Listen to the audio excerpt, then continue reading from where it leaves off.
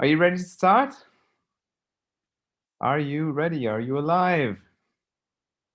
Come on, let's see some movement here. Good. Right.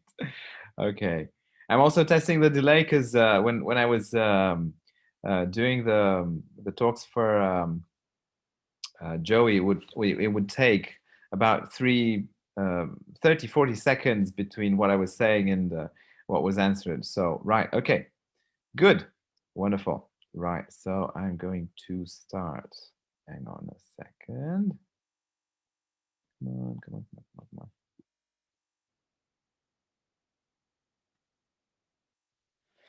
Right. So, guys, this is this is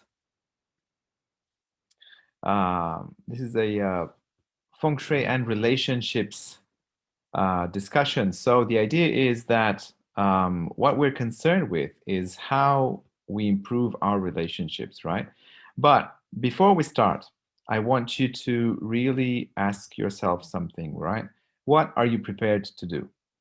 Because the idea is that, we've announced this webinar, you've taken the time to be here. I know that many people have told me that due to the international character of the event, obviously, people are scattered all around the world through different time zones. And there are some people in Australia, some people in America, some people on, different parts of the world, Malaysia. And I'm very much aware of the fact that this is not available at this moment live for everyone. So a lot of people are asking me, if we're recording this event. So yes, we are.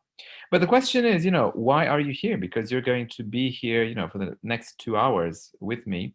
And why have you taken this time to, to not do anything else? I'm not asking you to answer me. I'm asking you to answer yourself because, to my mind, the only reason which is valid enough would be that I want to do something with the information that I receive, right? So the idea is that it only makes sense to attend any kind of webinar that is a how-to webinar or is helping you to understand how to improve your life if you're actually going to do the steps that improve your life, right? It doesn't make sense to me to go to something that will teach me something that I'm never going to do, right? But the question is, what exactly are you prepared to do? Now, some people are like, yes, I'm waking up in the morning, I'm going to do yoga and I'm there and, things are happening and I'm starting the day fresh. And maybe it would have been not so easy to wake up in the morning, but I'm doing it anyway. And then the person on the left, as you see, is, no, I know I should be getting up, but, not really. So talking about relationships, are you prepared to do what it takes to improve your relationships? That's the real question, right? So I want you to take a moment and actually, be really honest with yourself. Um, it's, yeah, the idea that, yeah, we want to make sure that we don't really procrastinate. Yes, as Andrea says. So we want to make sure that we want to be honest and sincere with ourselves. If we want to do it, we want to do it and just get on with it, right? So, part one, why should I care about feng shui, right? Well, why should I care? Because sometimes we might have the feeling that there's a kind of invisible hand at work. If we look at people in life, our friends, our acquaintances, some people are happy and some are not. And some people seem to very easily deal with some chapters in their lives, and other people struggle at that same chapter again and again and again for years and years and years, decades, maybe their whole lives. And when you look at other people, they make it seem so easy, and it's like there's an invisible hand which helps some people and completely stops other people. I know I had this impression when I was many years ago. I was feeling exactly like this, and I knew that relationships can be heaven, and yet I was stuck very much in this part. And I was asking myself why, because I was feeling trapped. I was feeling trapped in the fact that for some reason, I'm not able to enjoy a successful long-term relationship. And I obviously did my research. I started doing psychotherapy. I really invested a lot of time and energy into this because obviously an intimate relationship can really make your life a whole lot better or a whole lot worse. So it's not like what would you want to eat today? Oh, I think I'll have some pizza. No, no, I'll have rice chicken. No, it really impacts your life. So I did feel trapped. I don't know if you guys feel trapped. Um, so I'm assuming that some of you might feel the same. The idea is that it is kind of an invisible hand. This is what it feels like, and this is what it is, right? So why is it invisible? I mean, how can we be certain that there is such a thing?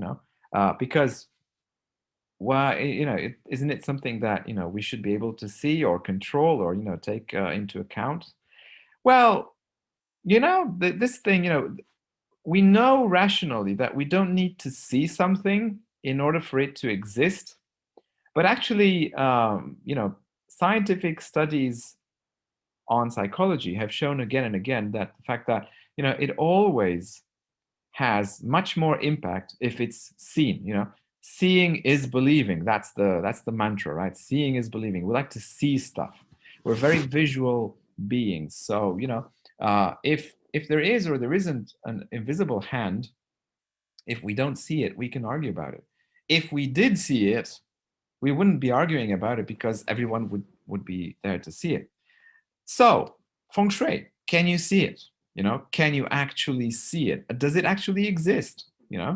Well, um, let's talk a little bit more about seeing is believing, and let's see just how much from the reality that is acknowledged by science can we actually see, right? So I'm talking here about the visible spectrum of matter, of something that is actually visible. These things are emitted by cosmic bodies, like from the sun to planets to everything. So what can be seen is actually that very, very tiny little bit, very thin slice between infrared and ultraviolet, and we can see it here.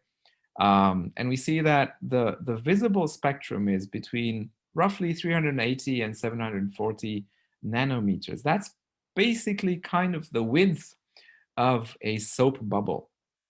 But actually, the wavelength of electromagnetic energy can range from over 100 meters in length in radio waves to the extremely small gamma rays, which are about the size of an atom. So it's less than 0.1% of what we actually see. So what we see is actually 0.1% of what is actually there of the known universe, right? So guys, this is about the universe that we can touch. We can, this is something that is, material, right? Why am I pointing this out? Because when we talk about matter, right, when we talk about the known universe, up until not so long ago, scientists thought that matter is matter, and then we discovered antimatter, and then we discovered dark matter, and then we discovered dark energy. Now, if you haven't heard about these things, don't worry about it. These are real. These are not made up. These are, and you can look them up. You can Google them. But not now. Wait until the end of the webinar, right? But the idea is that, for example, just to give you a very brief introduction to these, for example, scientists recognize the fact that there is such a thing as dark matter because galaxies did not spin the way that they should have spun if all matter was actually accounted for. Actually, they actually saw that there was there should have been 5 or 6 times more matter than there was actually there, and they couldn't find it. And yet measurement after measurement indicated that there is something there which has a gravitational pull. It has a mass. It actually exists, but we cannot see it. So this was I think something like the beginning of the 20th century. And then Much earlier, much closer to the present moment, in the 1990s, there was the discovery of something that was kind of anti-gravity. Now we know that gravity is exerted by matters, and the more matter you have in one place, the more gravity it exerts, the more gravitational pull. But then scientists discovered that the universe is actually expanding. And not only is it expanding, it's actually expanding at an ever increasing rate. So there is something that is actively opposing and actually stronger than gravity. And that is pushing things apart. And so they call this dark energy.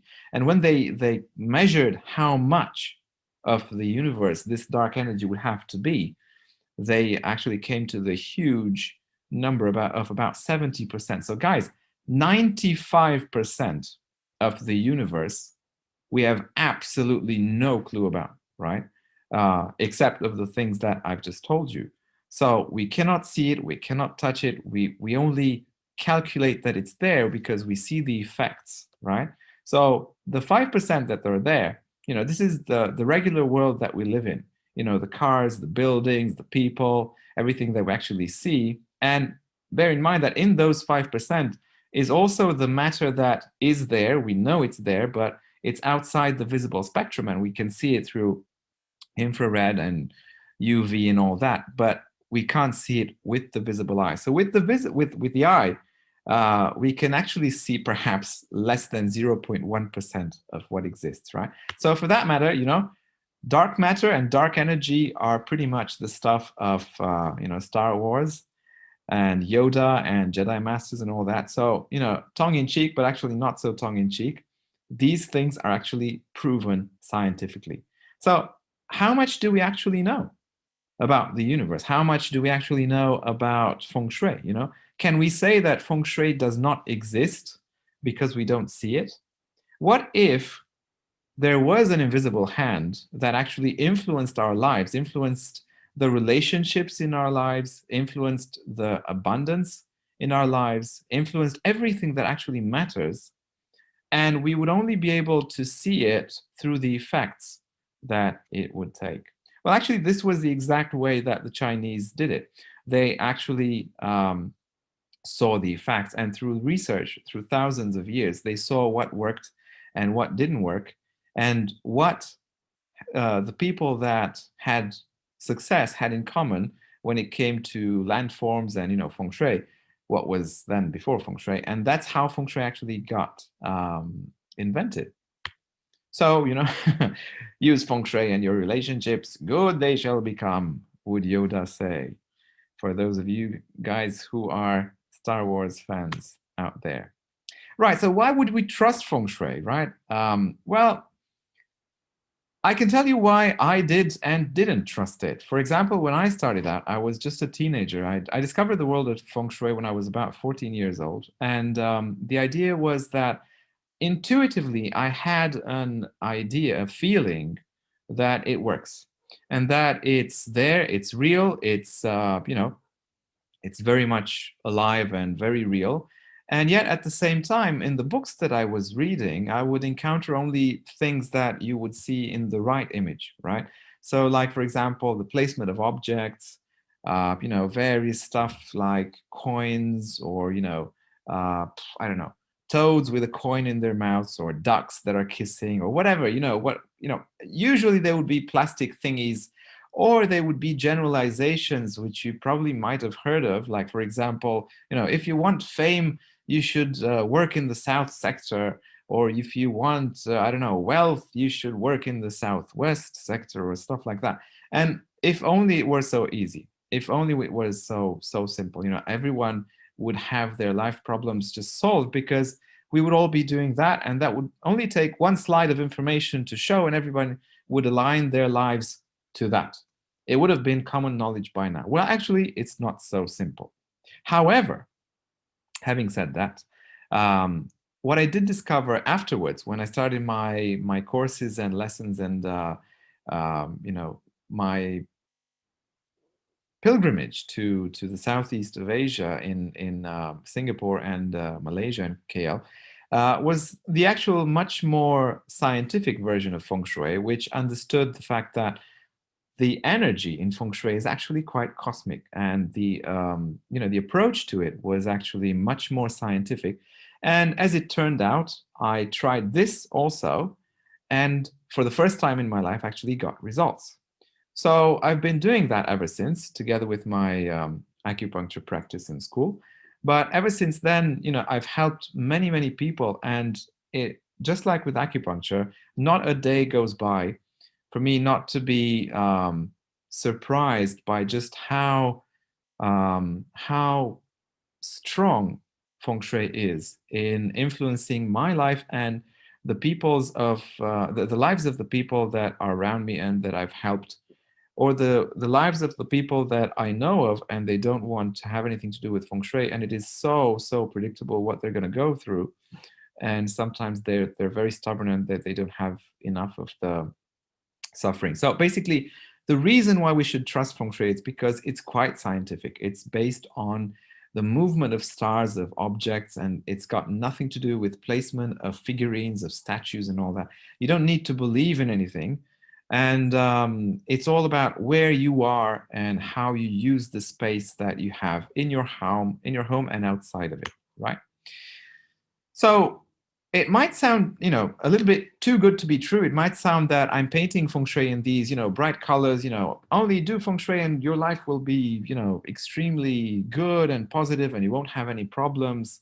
Of course, it's not that, right? So let's start from the beginning with saying what feng shui cannot do. It's not a genie in a bottle, right? It's not the blue guy on the right. It cannot, when talking about relationships, right, it cannot erase your traumas. Many people have traumas in their relationships because they are actually having um, traumas from childhood that are preventing them from having happy relationships.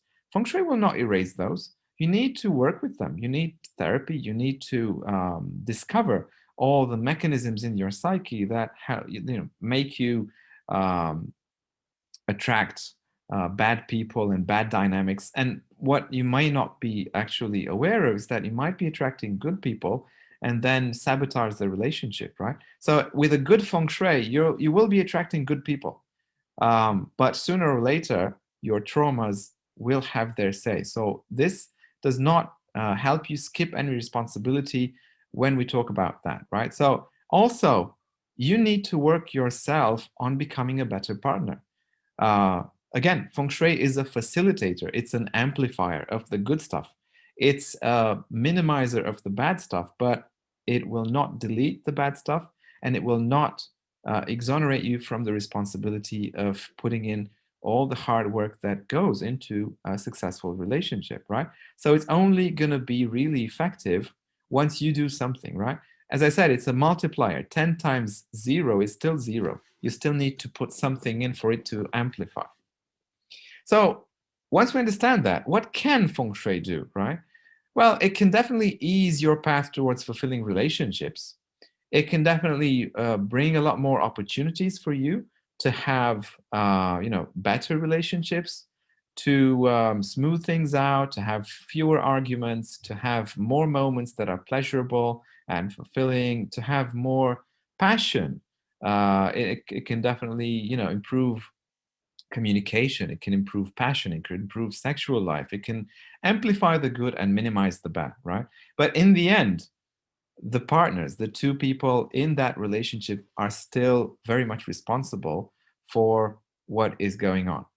Now, the hidden hand of feng shui comes also with another part of the hidden hand, the hand that has dealt us our hand in life, right? It has destined us either for greatness in relationships or for lessons first and then greatness, right? What do I mean? Some people, as I was saying in the beginning, are naturally very good at being good at relationships. For them, it's easy. They find a partner and for some reason they just stick to her or him, and then, they're happy for the rest of their lives. Sure, they might have some small quarrels, but definitely not like all the others who are going from one relationship into another. They keep suffering, they keep meeting the wrong person, or so they think, and everything tends to go haywire. And there's a lot of suffering coming from relationships, right? So it really boils down to the Bazi, right? So what is Bazi? For those of you who have no idea what I'm showing here on this slide, this is a Bazi chart. This is Chinese astrology. So basically what Chinese astrology says is that, we're not starting out from the same place. It's not like we all play the same game of chess and start from the initial positions. We actually start off from very different positions, and some have it easier than others. Having said that, and also because I do Batsu, Batsu is not something to be taken as condemnation. It's not something that you're sentenced. Oh, you're sentenced to have bad relationships for the rest of your life. No, actually, no. The whole reason behind doing Batsu and doing Feng Shui is that you can change. You can change this, and I'm a living example of this. I've tried everything I'm teaching you in my life, and I've seen it work. And this is what gives me the right to tell you about this stuff, because I've tried it and I've seen every little part that I'm telling you about. I've tried it in my life, and I've also tried it in the lives of others, and I've seen it work.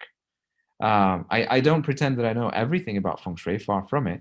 But those areas that are still new to me, I'm not going to tell you about until I learn, right? So everything that I'm sharing with you is tried and tested by me, and hundreds of generations of people and Feng Shui consultants and masters before me, right? So the idea is that, if you have problems in your relationships, in your life, if you've had them until now, the good news is that you can change. And this whole webinar is about how we can change and how we can learn what to do, right? So, but who am I? Why would you trust me? The reason why you can trust me is that I've learned from the best, right? And so I've been learning about Feng Shui and Bazi and Qimeng Dunjia from Joe Yap. I've been to his courses. I've been to the mastery level course in everything. So I've studied, except for face reading, I've studied everything in his school. So I've done the mastery level in Feng Shui Academy, Bazi Academy, and Qimeng Academy. And before that, I've been a practitioner of acupuncture, which is basically Chinese medicine, for 21 years now. So I can say that all my life, this is literally everything that I've done. For 21 years, I studied at the age of 16. For 21 years, this is everything that I've been doing: acupuncture and metaphysics and alternative medicine. So I'm very, very proud for the chance that I was given to study with Joey and his team. And there are very many happy moments that I've lived in KL. So I'm very happy to share these things with you guys, so that you can also change your life to the best using Feng Shui. And today, obviously, as you know, we're going to focus on this part of relationships. So how do you know if you need Feng Shui, right? Well, as long as you live in a house or an apartment, you are using Feng Shui. Unless you're in a nomad living in a tent, you are using Feng Shui, or Feng Shui is being used on you, whether you know it or not. Whether you know its effects or you don't, it's still affecting you, right? So whether the sun is shining UV rays, you're not going to get a notice of UV rays in your brain. You're just going to feel the effects. Similarly with Feng Shui. So now a question again from me to you. I don't necessarily expect you to answer me, but actually ask yourself these questions, right? So are you happy? Are you happy in your relationship? Do you think you could be happier? Because the idea is that I'm going to describe to you variations of Feng Shui problems and their solutions, and I want you to think about all these and see if you find them to be present in your life. Right, so where are you now? Picture on your left, you have a vibrant relationship, everything is going your way. You're sharing wonderful moments of passion. You're sharing hobbies. Your communication is great. You have an incredible relationship, and everyone is envying you and coming to ask you for advice, and things are just going great. And maybe you've had to work on your relationship because, come on, let's face it, everyone does. And maybe there are some moments when things are not so great, but those are in minority, right? So you might be in one of these good places, in which case you might want to know just how much of the good stuff is your own doing and just how much of that good stuff is actually feng shui, which could change. Because the idea is that a part of feng shui is changing when you actually change house. And sometimes what people took for granted whilst living in one house, they see that as actually crumbling and dissolving as if it was never there when they actually moved, and they don't understand. And this is where the saying comes from, change your environment, change your life, change your destiny. This is where it's coming from. Or you might be in the picture on the right, where you might be living with someone, or you might not be living with someone at all, and maybe you're single and it's very difficult for you to get into a relationship. So you're either single whilst being single, or you're single whilst being in a relationship.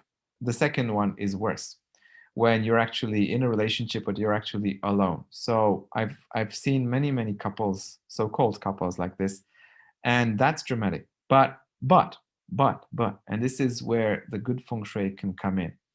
I was there myself at one point, and I was asking myself, because at that moment in time, I knew that I was in the wrong relationship, and I just couldn't let it go at that moment in time.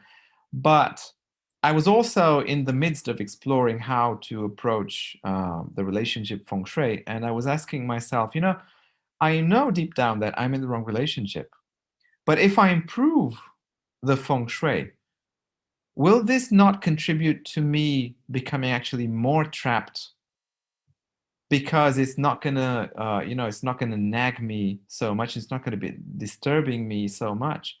So that could be something actually quite bad, because it would prevent me from being in a great relationship. Sometimes the good can be the enemy of the great. But I tried to apply it anyway, and to my surprise, it was actually something good, because what it did was that it catalyzed a much more peaceful exit and a much more clarifying exit from that bad relationship.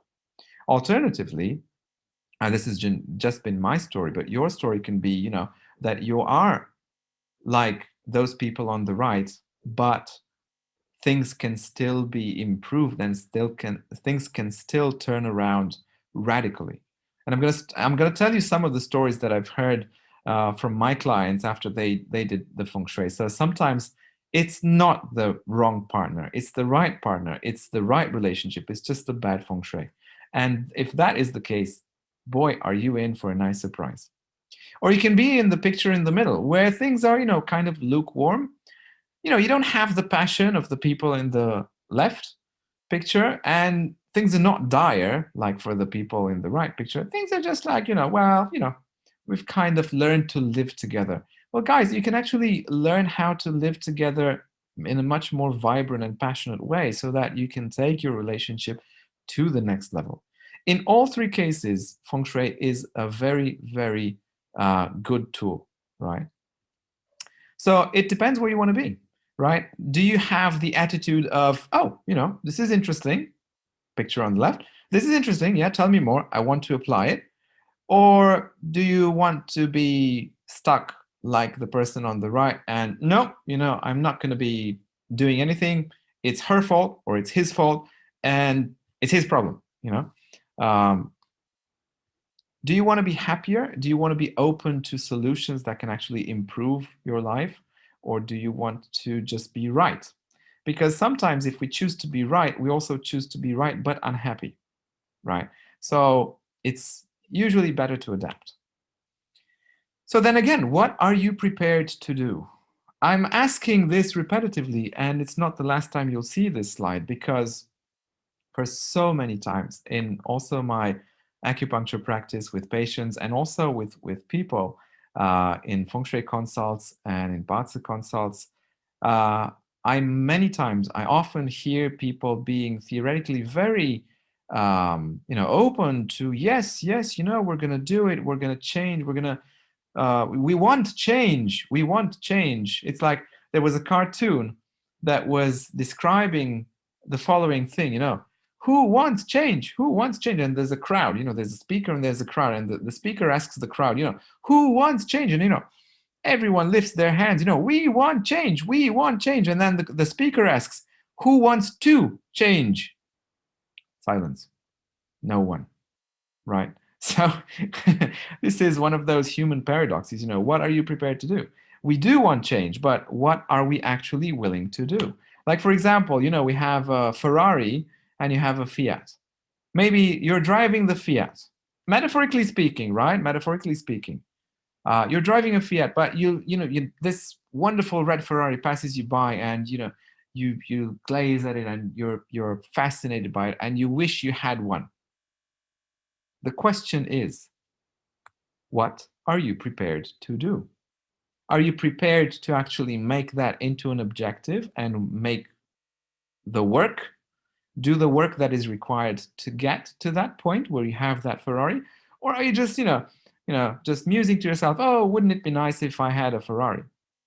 The Ferrari versus Fiat is actually a question of, are you happy with having a not so good relationship and just musing of, oh, how nice would it be if I had the right relationship, and if I was much happier, and oh, look at those people, the Smiths. What are the Smiths doing? They're so happy all the time. How come they're so happy? Why am I not happy? Why can't I find someone? Well, guys, you're going to get some tools, but are you actually willing to do what it takes once you get those tools? Take a moment and actually really think and answer yourself this, because I'm not going to be in your shoes, but the next time you're actually thinking that you're unhappy in your relationship and that you would want things to be different, I want you to remember what you answered yourself, right? Because if you're then saying, well, this is it and I can't do anything else, I want you to remember that you have gotten some tools in the meantime, because this is what we're doing right now. I'm going to give you some tools to change it. I'm going to give you some opportunities which you can change so that you can take your relationships to a whole new level. So this is where we get to the part 2 of this presentation, and this is where we get into the nitty-gritty stuff and how we use Feng Shui for getting more fulfilling relationships, right? So, for example, relationships, where might you be having some problems? Some of you may be feeling that you're not attractive enough. You're overlooked. You're overlooked, whether you're a man or a woman. Obviously, women have much more problems with these, but I can tell you that I've been here as well. And it's very annoying to think that you're insignificant and that nobody will actually give a damn. And actually, this is becoming a self-fulfilling prophecy, and you can actually improve this, right? So this is one problem that we're actually going to explore how to solve. We're exploring a lot more problems. We're also going to explore how to take a relationship that is already there, how to take it to the next level. We're going to also explore how to improve a relationship when the main obstacle is when people are stuck in the past because for some reason some event has happened. Like, for example, one of the things that I see in therapy, and I'm talking to you about these things because I see this in people's lives a lot of the time, right? And someone, for example, often is stuck because the other one has made a huge mistake. For example, let's say that he or she has cheated on the other one. This is something that is one of the most frequent causes of people getting stuck in mistakes, and they never forgive that person, and that relationship is doomed never to break that glass ceiling. It's like, this is as happy as we can be. I'm not going to allow you to be more happy than this because you've hurt me, and I'm going to get you for that. And I'm not. So we're going to explore how to use Feng Shui to go past that as well, and a lot of other more interesting stuff. So let's talk about attractiveness first, right? So what is it in feng shui that we can use? There is this thing called the peach blossom. Now, the peach blossom, you can see it here on the right, is a very, very beautiful flower, right? It's the blossoming of the peach tree. And it's incredibly beautiful and attractive, and you can't not get a smile when you see it. So imagine if you were one. Imagine if you were, surrounded by peach blossoms, and people would just look at you and would be attracted to the smell, the image that everything that we see, feel, smell when we look at the image on the right, or when we see them in reality, right? So the peach blossom is an attractiveness star. It's a star, and you're going to encounter this name a lot because in feng shui we're actually dealing with stars. The stars are not just metaphors, they're actually stars as in astronomical bodies. Yeah, that's because, remember, feng shui is actually scientific in nature. So the premise of feng shui is that different astronomical bodies, stars or planets, exert a different energetic effect. And the peach blossom is one of them, right? So what do peach blossoms do? And I'm referring here not to the actual flower, but to the star in feng shui. So what they do is they make us have more charm, have more magnetism. They make people pay attention when we speak. And they're not only used to increase the attractiveness of people, as in relationships. They're actually used also for increasing the visibility of people who are, working in areas like, for example, artists, teachers, and so on, who are who would benefit from more visibility, right? So if you want to be an influencer, if you want more people to have your eyes on you, you want to have this as active as you can, right? So, for example, we have what is called a house peach blossom, right? So a house peach blossom is the peach blossom that influences an entire house or an entire apartment, and it can be used for selling or renting the house. I'm just going to give you a very short story on this, just a reminder for you on how strong the effect of such a peach blossom star can be. In January, I was approached by one of my patients. She wanted to sell her house. Her house was an apartment, which it was in the middle of town. It was a ground floor. It was at market price. So theoretically, the demand for it from a business perspective um, should have been huge. And it was at the right price. And it had been on the market for 1.5 years. 1.5 years, guys, that's 18 months. And it would not sell. And she contacted me because she was in debt and she had a lot of financial problems. And, selling this would have been some help in that direction.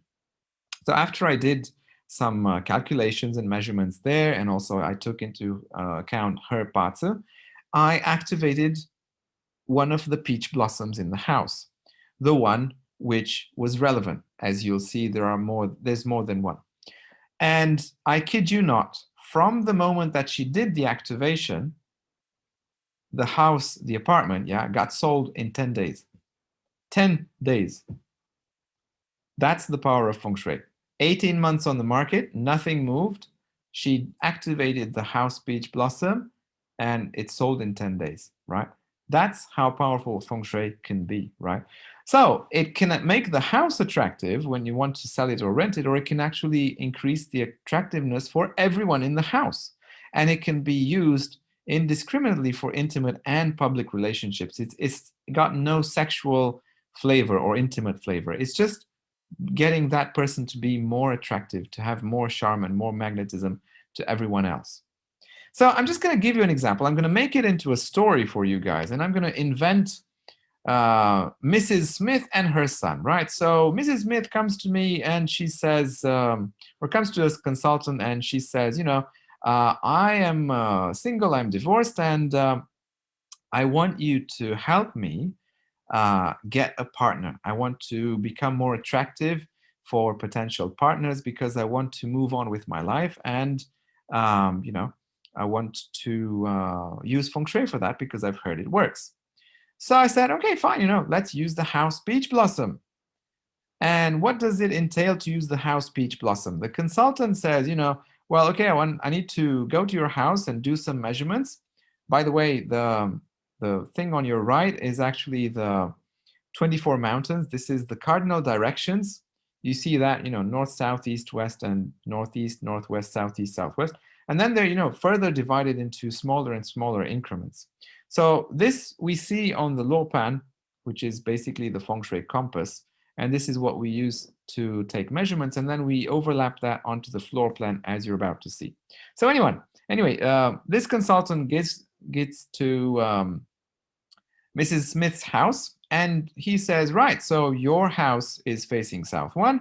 Therefore, the house peach blossom is going to be on west 2. Now, some of you will think, okay, so how did he get west 2? Don't worry about that. We're not going to talk about house right now, right? If you want more, we have feng shui courses. That's what we're going to talk in the last part of this presentation about, right? But until then, he just says, okay, you want to activate the house peach blossom, and you will see that you and your son will become much more attractive. And that entails how to do that. Well, this is the floor plan, and that's west 2, right? So what we do is actually we get a floor plan of the house, we overlap the directions as measured through the Lopan, and we see that the west 2 is that sector in blue, right? So the consultant says, right, so what you need to do in order to become more attractive, Mrs. Smith, is you want to place an aquarium, like the one shown here, in that sector, anywhere you want in that sector. And you and your son will become much more attractive. And then she says, hang on, I do want to have a potential partner, and I want to be much more visible. But hang on a second, because my son, he's already getting much more attention. He's teenage and is getting much more attention from girls, and I don't want to affect him. Can we make it so that only I get the benefits of the peach blossom? So then the feng shui master then says, okay, let's use the personal peach blossom. So, guys, note this.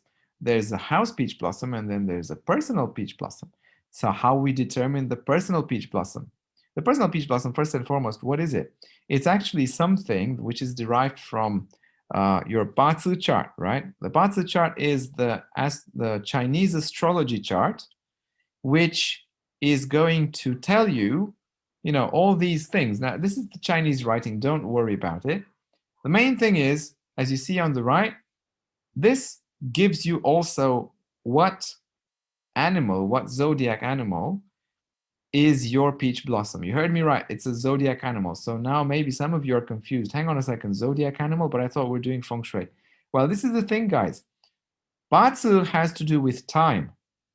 Feng shui has to do with space. Space and time are linked, and this is the marvel of Chinese astrology and feng shui. They have the same operating system, which allows to merge time and space, right? So what we see here as a zodiac animal, which can be traced back to a certain month or period in the year, can actually be also found on something like this, right? Like a floor plan. You see the rabbit there? You see here the peach blossom is called Mao, and you see the symbol here, and then you see here the same symbol, Mao. But this time it has spatial coordinates, right? So this is the personal peach blossom of Mrs. Smith. Interesting, right? Because the feng shui master says, well, all you have to do is place the same aquarium, but instead of placing it in west 2, you're actually going to place it in east 2. And it so happens that east 2 is actually opposed. It just so happens, it doesn't need to. But in this particular example, it so happens that it actually also counters west 2. So it's actually going to diminish the peach blossom of the house whilst increasing the peach blossom of the person, right? So she becomes much more visible, and her son's visibility is going to decrease somewhat. Now that you think about it, right, isn't this a lot of power to be playing around with? So we do need to be ethical about it. Right, so, but she says, well, yeah, but in that area, I have a lot of stuff that I can't move, and I have, that there's a place there that I have a lot of stuff, and I can't place the aquarium there. And for whatever reasons, I don't want to use that, right? I'm not comfortable putting an aquarium there because, whatever reason. So then the consultant says, well, maybe the flying star peach blossoms, right? We got some of those. Now, what are these flying stars? I'm making use of this story to tell you this as an educational story, introducing you into the world of Feng Shui and relationships, right? So what are flying stars? They are actually stars, as I said, cosmic bodies, but because of the rotation of the Earth and because of the rotation of the Earth around the sun and because of their own orbits, they seem to be flying, right? They change their position as they appear to us in the sky. This is why they're called flying stars. So just to make things simple, the Chinese ascribe to them numbers, right? Instead of calling them whatever, they also ascribe to them numbers and also ascribed to them original places in space, right? So for example, star 4, you see it in the southeast. That's where star 4 is actually coming from, right? And each star has a kind of a home palace. That's where it's coming from, but then it's going to fly around. So if you guys are at all familiar with Feng Shui, you see that this is the Luo Shu, right? This is the magic square. Anyway, which are the peach blossom flying stars? It's the 1, 4, 7, and 9. So that's already half of them, right? So we have 9 flying stars, 4 out of them are peach blossom stars. That's quite a lot, right? So basically every other thing you activate in the house is going to have some effect on the attractiveness of the people there, right? So then we actually are going to use the structure of the house. Now, if you're confused by now, don't worry. I will not assume that you understand everything that is here. I just want to show you some of the things that you might be seeing in a Feng Shui consult, and definitely some of the things that you'll be learning. Everything that I teach here in this webinar, you're going to be learning in the course that I'm going to teach, if you so choose, right? So everything, all the mysteries that I'm teaching here will be revealed, just not today, right? What I want to show you today is that this is the theory, this is where it all starts. This is how we actually apply it in practice, right? So when a consultant goes to someone's home and does all the measurements, he's going to calculate what the fixed flying stars of the house, where they are, right? And this is what is called the flying star chart. Why is it important for us? Because we want to know where the stars are, because we want to use them for their effects. But again, from here to here, we're still at the same number of 4 flying stars. So that's still quite a lot, 4 peach blossoms, right? So Mrs. Smith asks, but there's so many, which ones are best for me? And then we see where the Bazi comes into the picture, right? So the flying stars that are peach blossom are 1, 4, and 7, and also 9 to a certain extent, right? And then we ask Mrs. Smith when she's born, and she tells us that she's born in 1977, which makes her Gua 1. And then we derive what her personal peach blossom flying stars are for Mrs. Smith. What does that mean?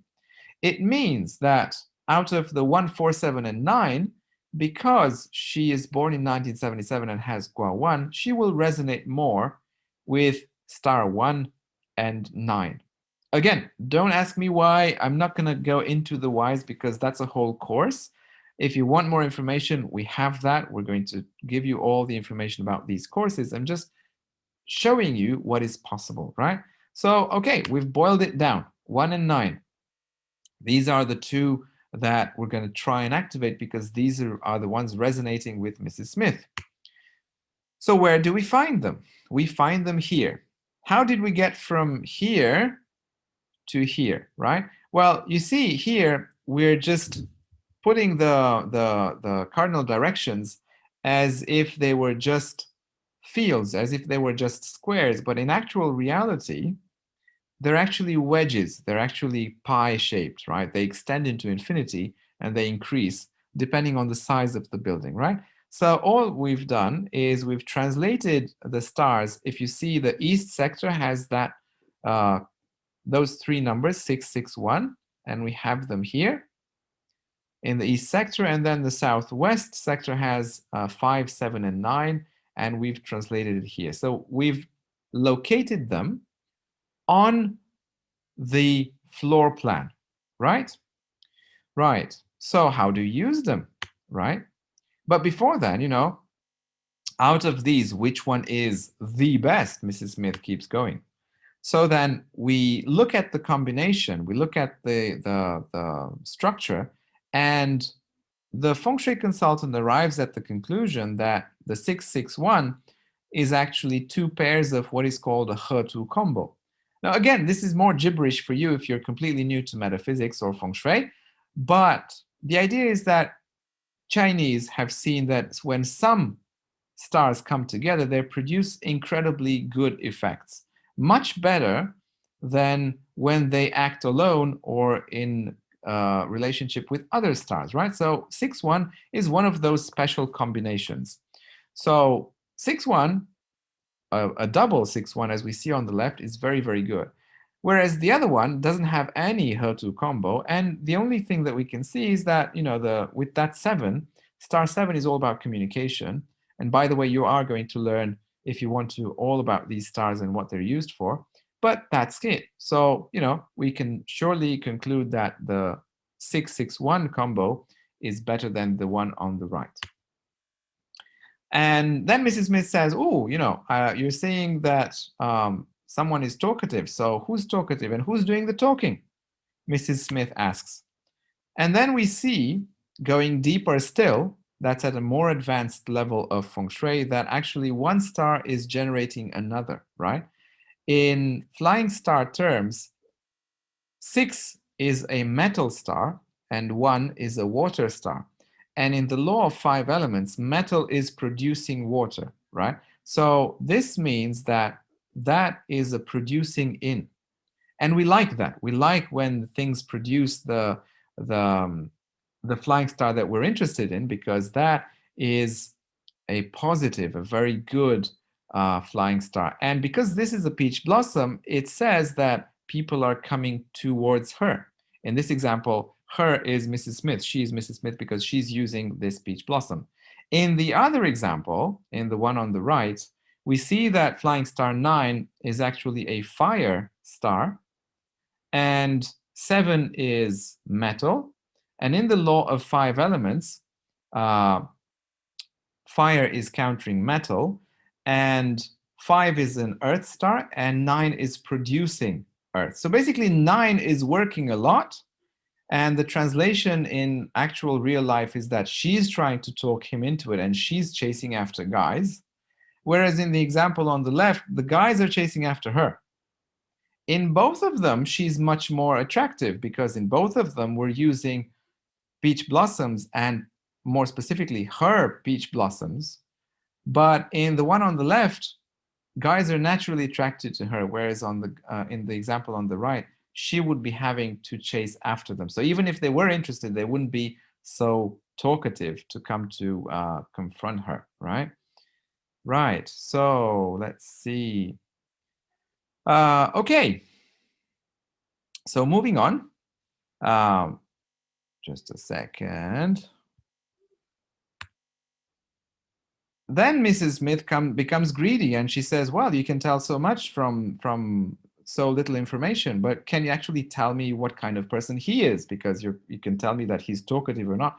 Can you tell me what kind of guy he is? Because I'm really interested in only serious people, serious guys who are actually interested in a very serious relationship, right? So then we look at the base star, and we see on the left that the opportunities, because that's what this star describes. It's called the opportunity star, the base star, right?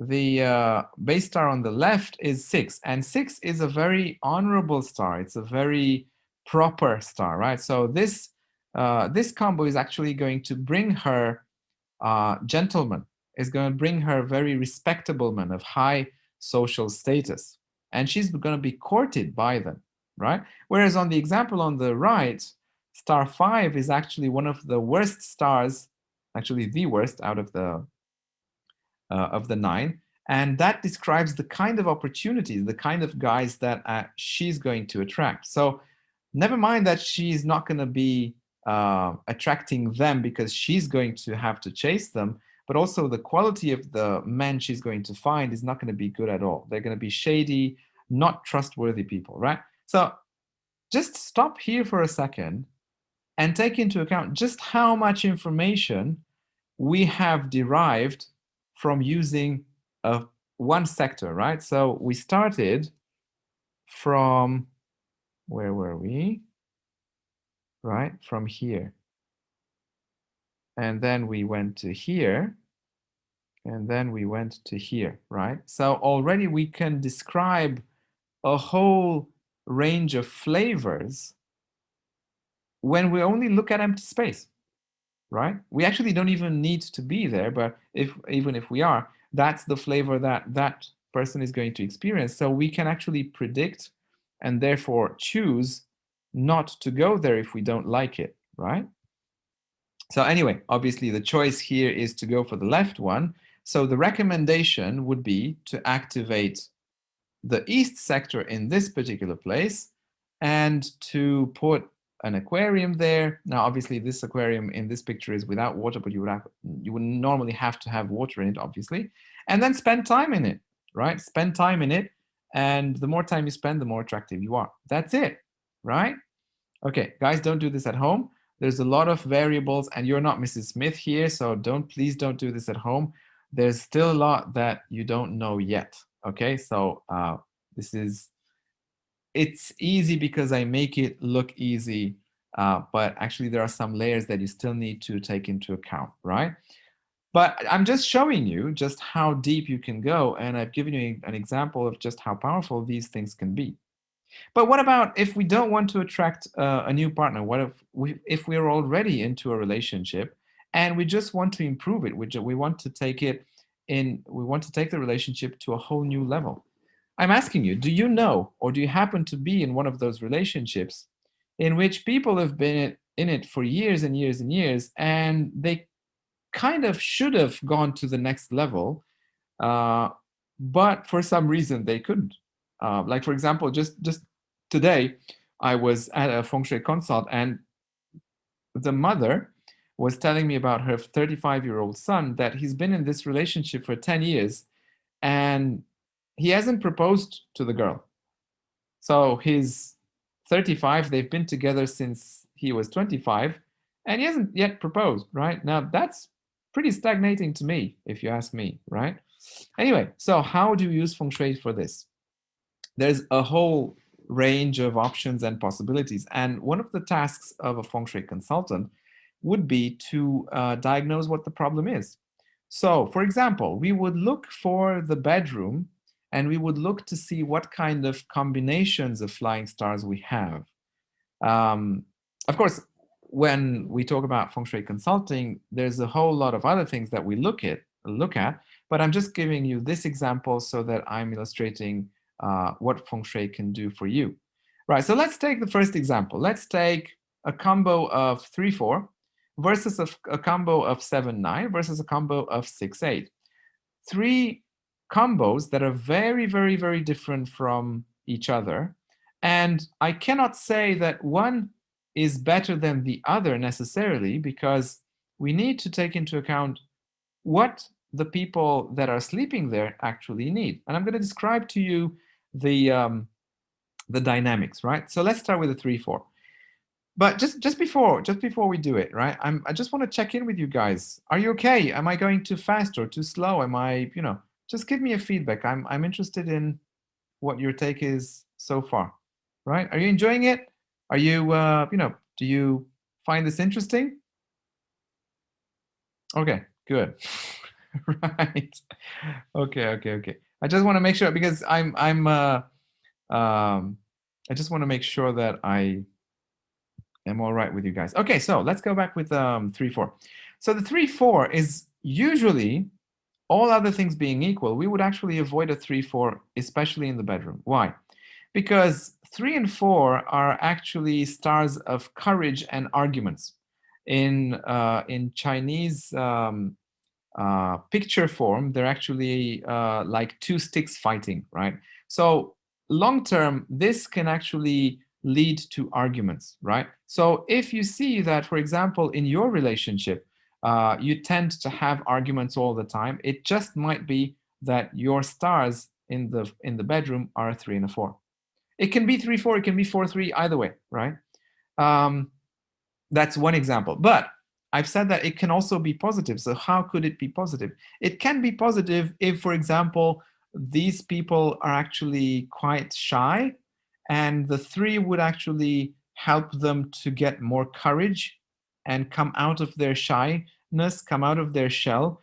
And the 4 could actually make them more visible, because if you remember, it's a peach blossom. So, the courage to be visible. So if you're shy, this is a good combo. If you're not shy, it might make you too visible in the eyes of the partner. Hey, well, what are you doing there? I see you.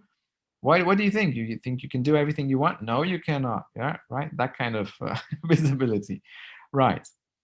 So 7, 9. 7 and 9, both of them are actually peach blossom stars. And 7 has to do with communication, 9 has to do with visibility and spark. And 7 and 9, they're both very, very dynamic. They're very sparkly. So 7 and 9 is a combo which people can definitely use if they want to get a new partner or enter into a new relationship and be more attractive. It doesn't mean you can't use it if you're already into a relationship. It just means that it's a much more dynamic thing. Now, a more dynamic thing can be excellent if you want more juice in your life, right? If the passion is gone, a 7 and 9 is an excellent combo. But if you tend to party too much anyway, and if there are,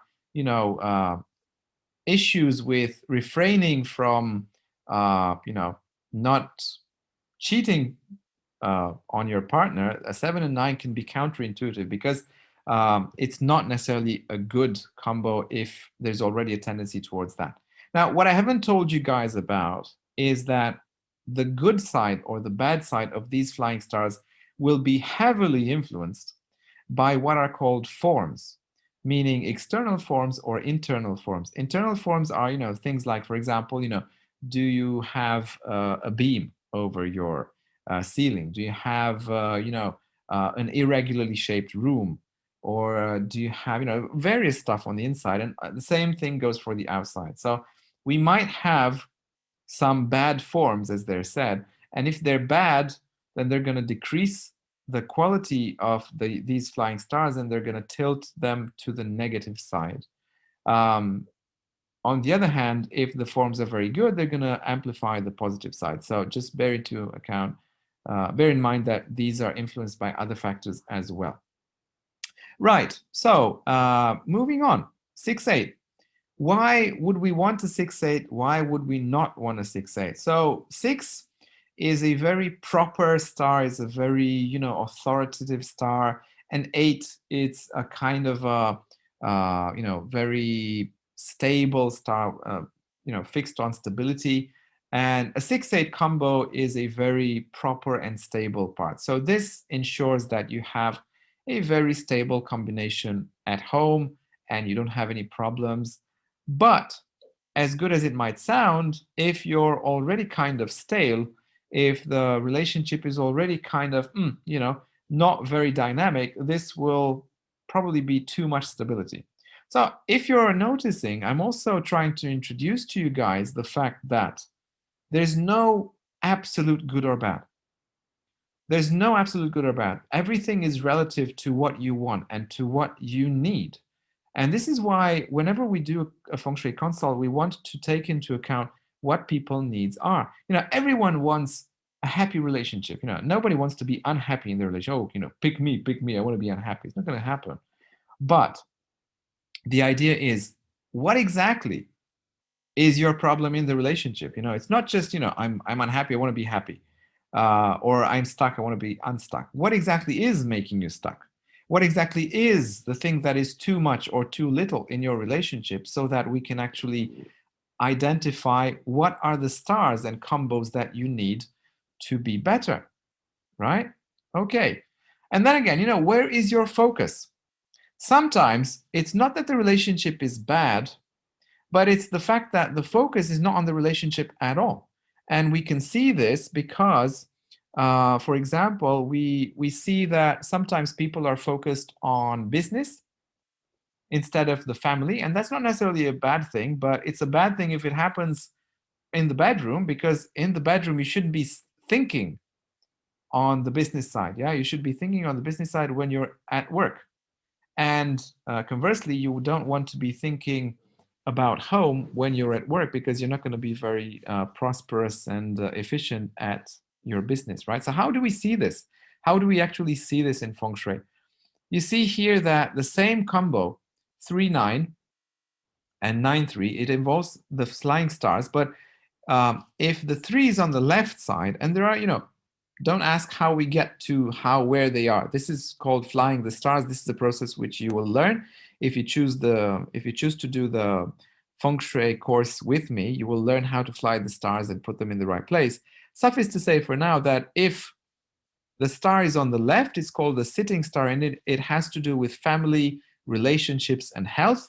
And if it's on the right, it has more to do with the external part of life, right? It's the business side, it's the external part of life, right? And here, 3 is a wood star, right? Each star has an element ascribed to it. 3 is wood, 9 is fire. In the cycle of 5 elements in Chinese metaphysics, wood produces fire. In reality also, right? Wood produces fire. So 3 produces 9. That means 3 leads to 9, leads to. So the idea is that if we have this 3-9 combo, because 3 leads to 9, we want to have it not in the bedroom, but actually in the office or at the desk where we work, right? In the bedroom, we would want to rather have a 9-3, right? Why? Because 3 leads to 9. Basically, it takes my mind off the business and onto family life, relationship, sex, passion, whatever, right? Communication with the partner and all that. And this is extremely important, because sometimes relationships fail because the focus is on the wrong place. And this is how sometimes they just fade out. Or sometimes, I just mentioned internal forms. Have a look at this, right? This is a beautiful, beautiful, beautiful internal design. Yeah, you see the wonderful sofas, and the beautiful interior decoration, and the fireplace, and the whole architecture is so nice. But actually, a feng shui master would cringe at the sight. Why? Because you see the very deep, deep, deep, high beams that are going overhead. Those beams are a feng shui nightmare. They actually press the energy down, and as nice as it looks, it's actually going to be a huge feng shui problem. And those bad forms are going to decrease the quality of any kind of flying star that you might be having there. But then maybe it's not the forms, maybe it's not the flying stars, maybe you have already plotted the stars, and everything is fine, but maybe, just maybe, right? I'm just asking you, does it happen that your bedroom is in the southeast this year, right now, right? Is your bedroom in the southeast this year? Because if it is, right, you might have whatever flying stars you have there, usually, but we also have what are called annual afflictions. It means, temporary stars, temporary influences of some flying stars on top of the flying stars that are permanent. And this year, for example, you might have a lot more relationship problems if your bedroom is in southeast, in the southeast sector. I mean, yeah, just like here, because in this year, the flying star 5, yellow, which is the worst of them, is visiting the Southeast Palace, and that's going to make a lot of problems, right? Now, don't freak out. There's a lot of ways to cure that. There's a lot of ways to handle that. Don't freak out. You're not going to die. It's not going to kill you. Yeah. But just take notice of it. Sometimes relationships can take a hard hit, not because there's something wrong with the house, but because you haven't adjusted the way that you use the house for that year, right? So we have this dimension of feng shui. You can learn how to adjust the house so that, everyone expects to have highs and lows. But if we use Chinese metaphysics, we can determine where the highs and lows are so that on those lows, we actually do the right stuff so that they're not so low anymore. And there are things we can do, there are steps we can take. And when the highs are, we know exactly what to do so that we fully take advantage of the opportunities that come our way. This is the whole purpose of doing this, right? So another thing, another reason why relationships might get stuck, why they might not be working. I've seen this. This is actually a real case that I saw quite a number of times. I think a couple of times in the last 3 months, where the stove in the kitchen, the stove in the kitchen is on the same sector as the bedroom, right? Now, why don't we like that? Because the stove is something that if you use, and this is only valid if you use it. If you don't use it, if it's just furniture for you and you don't use it, it's not going to affect you, so you can just chill. But if you actually use it, if you warm things up, if you cook, if you use the flame or if you use the electric stove, that's going to generate heat. So that heat is an activator, right? Why is it an activator? Because thermal energy is actually agitation of the molecules. Remember, I was telling you that actually feng shui is scientific. This is why, right? So that agitation of the molecules, which is involved in heating things up, is going to activate everything you have in that sector. Why is it a problem if you do it on the same sector as the bedroom? The bedroom is somewhere where you sleep. It's somewhere where you're trying to chill, to relax. The last thing you want is to be agitated. But it's not only going to affect your sleep, it's actually going to affect your relationships, and it's also going to affect your health, right? So this is something that is actually problematic, right? So what would be the remedy to all this? Well, one obvious remedy is to either not use the stove or change the stove or change the bed. This is it, right? There's not gonna, you're not gonna hear from, oh, place a plastic duck there or whatever. Yes, we do sometimes place things like aquariums because feng shui, the name feng shui involves feng, which is wind, and shui, which is water. So water does have a very significant effect.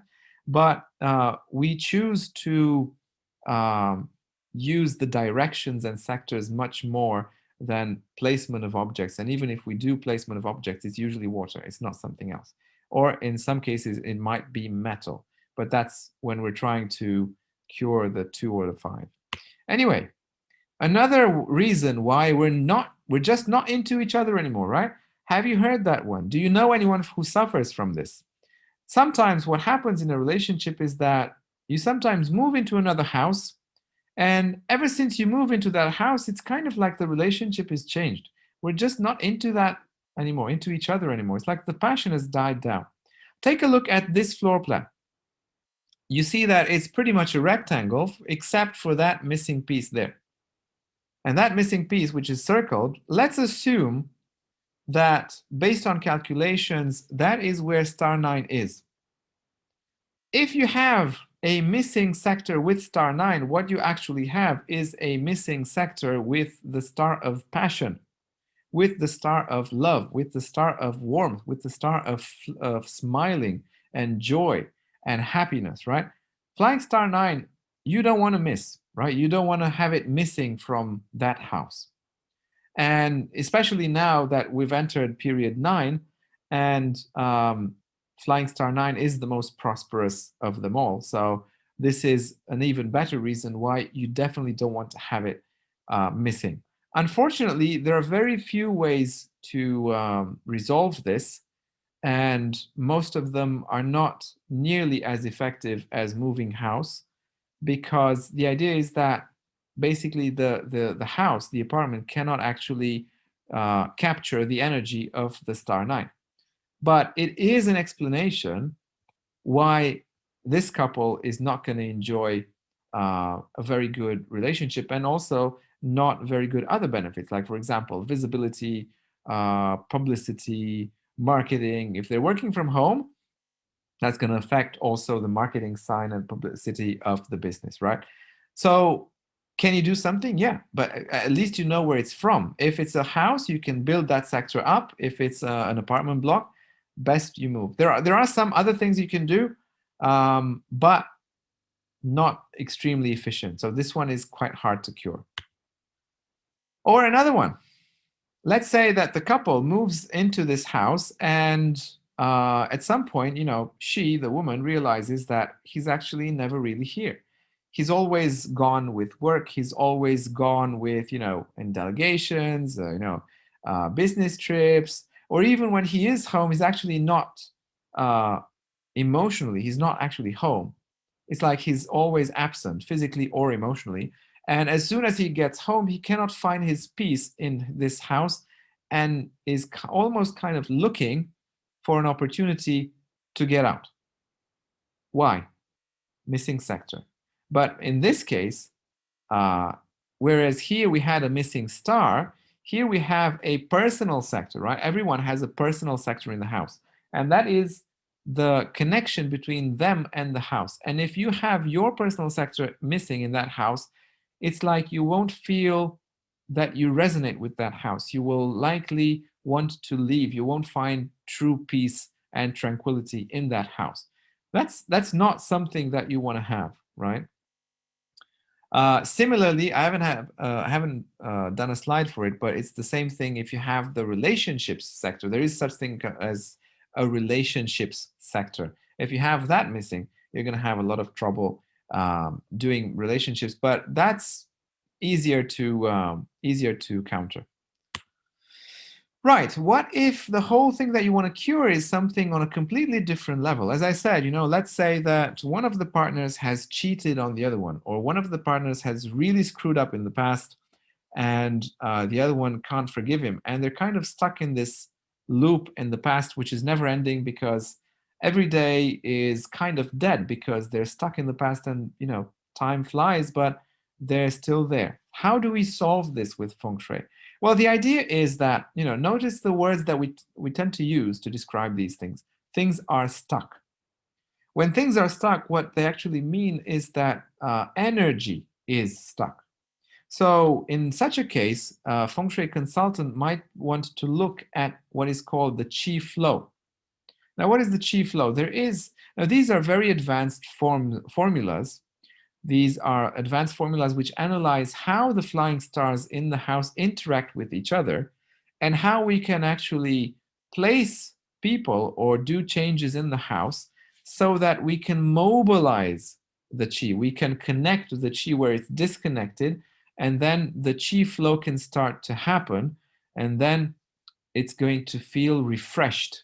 The relationship is going to feel refreshed, and things are going to move, and things are going to finally happen. So you're not going to get stuck. Will there be some arguments? Yes. Is it likely that some fights will erupt? Yes, but at least they're going to be different, and they're going to be in a positive way, because those fights are actually going to move something. You're not going to be feeling stuck in the same place where you've been before. So they're productive because they move stuff, and you're actually much more likely to get to a conclusion. So one of the methods that we use is called qi flow, right? How do we analyze if qi can flow or qi cannot flow? And this is, again, something that we can do through formulas, like here in this slide, or is something that we can actually do through forms, because sometimes it's just that a place is so messed up. And what I mean by messed up, I mean by the fact that it's messy, and there's a lot of stuff which is just crammed and deposited. And because there's so much stuff deposited, the energy is stagnant, right? So you want to have, as a general rule of thumb, you want to have a place which is not crawling with stuff that is just deposited, lying there all over the place. But sometimes there's a different recipe for getting things unstuck, and this is the careful use of star 3. Now, star 3 is usually regarded as a bad star, and the definitions of good and bad are reserved to beginners, because the idea is what makes a difference between masters and beginners is that uh, the beginners know the rules, the masters know the exceptions, as Joey used to say, right? So star 3, how do we use it? In some special circumstances, we can actually learn to use star 3 because it gives us the courage to speak up. Yeah, sometimes things are stuck because we don't have the courage to actually demand our rights. We just want to evade any kind of possible argument. We want just peace and quiet, and for that, we're inclined to sacrifice everything. And of course, that's going to make things crammed up inside us. We're going to feel frustrated, and that's not going to lead to a healthy relationship. So we can use star 3. Again, don't do this at home, folks, because this is not something that you want to be doing without proper training. And again, if you want to know how we do it, I'm gonna give you the options for the courses. We're gonna talk about this later on. So I'm gonna teach you everything that I know about how to use star 3, but in a special course because it's quite complex, right? But just know that you can use it in order to get the courage, right? So we can use feng shui to get the courage to ask for our rights and to actually not run away from healthy conflicts if they solve a problem. Another one, star 7. Another one that gets a bad vibe, another one that gets a bad reputation. Now, star 7 is not something that is traditionally regarded as a positive star. Again, bear in mind that the classical interpretations of the what is beneficial and what is not are based on ancient China. Star 7 is a star of communication, and if you used star 7, if you activated star 7 in a household, the woman, which would in ancient China be quite repressed and be under the man, would start voicing out, would start commenting, would start, being much more open with her views. And that would definitely be regarded by something not quite positive by the largely patriarchal society that China was and still is to some extent. So in ancient China, to speak up was not something that was described as being something good. But in our world, in 2021, if you have something that is festering inside, if you have something that you're not okay with, you better open up. And this can also happen not necessarily because of conflict, but because of people being shy and having a tendency to shut down when they're going through some rough patches. Have you heard about this? Is this familiar to you? Girls, this is something that happens to you. You sometimes complain of the fact that whenever he is having a bad time, he just shuts up, shuts inside himself, and don't know what's wrong with him. And you can't make him open up and talk about it. And if it's temporary, it's fine. But if it's longer term, that can really put a stress on the relationship. So star 7 can be used for that, right? So you see how precise we want to be. You see how precise we want to be even when we talk about what is it that we actually want? What is it that we actually are concerned about? What is the problem? Very, very specific. Not just, well, I want better relationships. What is it about the relationship that you would want to change? Because that's the resolution of the information that we need. Or, and this is a multiple star solution, right? 6, 9, and 1. I've come up with that. You're in a relationship and it's kind of stuck because you're actually not really decided on what you want. Do you want to propose to her or do you want to dump her? Do you want to take the relationship to the next level, as in, really commit and be there 100%? Or do you want to actually get out of the relationship? Now, what do stars 6, 9, and 1 do? 6 is very good for decisions, and 9 and 1 are very good for clarity, awareness, and wisdom. Now, who wouldn't want that, right? So all you need to do is to just identify the places in your home where you have these flying stars and try and spend as much time there as possible whilst contemplating, meditating, reflecting on your relationship. And that will help you gain much more clarity with the help of the influence of these flying stars. Right. So, guys, I've shared with you a lot of stuff. I've shared with you a lot of ways in which you can actually make a change through feng shui.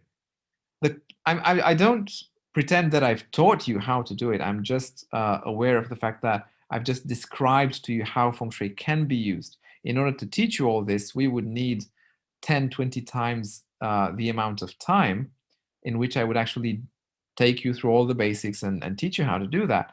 But the idea is, there is a solution. This is it, right? Do you want it? Do you want to really make a change in your lives? And I'm right now, I'm talking to those of you who are really, really eager to make a change, right? I'm not talking to those of you who have come here just for entertainment and to listen to some more metaphysics because it's relaxing.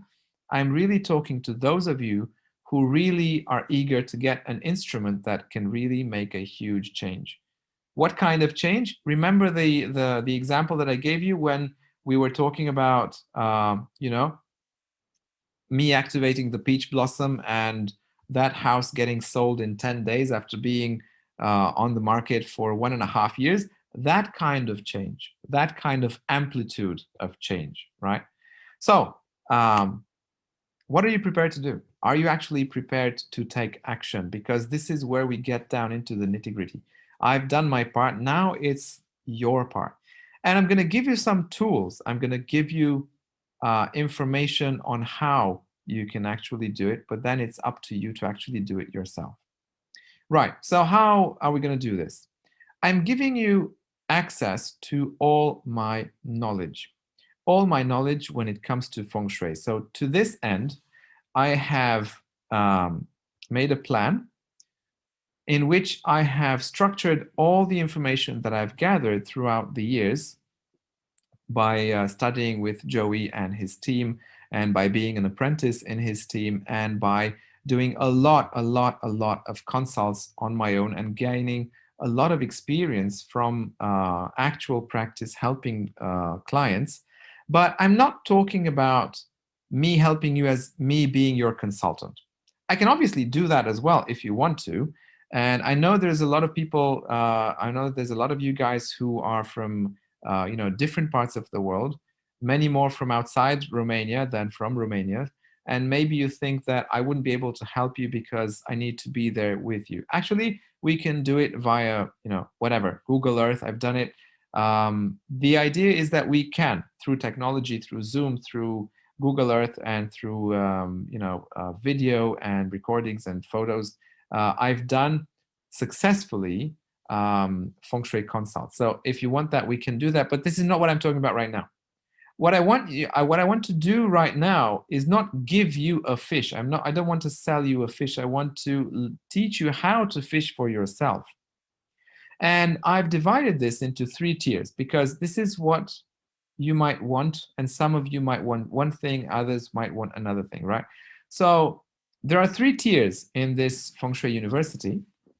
Standard tier is you do it for yourself, right? You don't want to become a feng shui consultant. You just want to put your life in order. You want to be able to do the consult on your own house. You want to apply everything that I've described to you in this particular presentation, and you want to do it yourself in your house. Everything that I've described to you in this presentation is from knowledge that is only from the standard tier. I haven't included any pro or mastery knowledge in this presentation. So everything that I've discussed about, you will be able to do simply with your knowledge from the standard level. And if you just want to put your life in order and be happy, that's fine. But maybe some of you have already done that, or maybe some of you want to take it a step further and actually make a living out of this. Maybe you want to really learn about feng shui and gain a lot more advanced knowledge and really become a feng shui consultant, then the pro tier is for you. And then if you're really, really hooked, and if you really cannot help but be fascinated by how these things interact, and you're dying to know what the deepest, most powerful secrets of feng shui are, and obviously in doing this also becoming a much more powerful feng shui consultant, and obviously take your life to a whole new level still, then mastery is for you, right? So these are the 3 tiers. Now, I'm just going to detail them very quickly, but for today, we're going to be more interested in this personal feng shui part. So this one has 3 modules. In module 1, we're going to analyze the fundamentals of feng shui. So we're going to talk about how we fly the stars, what their characteristics are, and blah blah blah. A lot of the fundamentals of what feng shui is, why it works, how we apply it, how we take measurements, etc. Right? That's the fundamentals of feng shui. That's module 1. Already from module 1, you will have a lot of information. Module 2 is advanced internal feng shui.